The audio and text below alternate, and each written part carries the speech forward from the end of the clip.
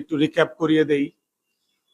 রমজানের একদম শুরুর দিকে একটা বড় ঘটনা ঘটে, সেটা হচ্ছে ঢাকা বিশ্ববিদ্যালয়ে ভারতের জাতীয় সঙ্গীত গাওয়া। 1971 সালের 13-14 মার্চে ভারত যে সৈন্যবাহিনী ছিল, যুদ্ধের সময় এসেছিল, তারা অফিসিয়ালি আস্তে আস্তে করে যাওয়া শুরু করে দেয় এবং এটা তারা যাওয়াটা দিন কমপ্লিট হয়।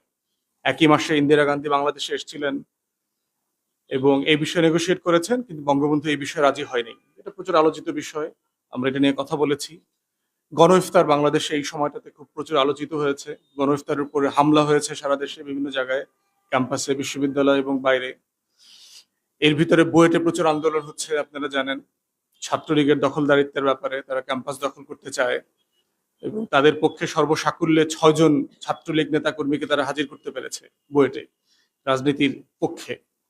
কিন্তু 99% ছাত্রছাত্রীরা ছাত্রলীগের রাজনীতির বিপক্ষে অবস্থান নিয়েছে।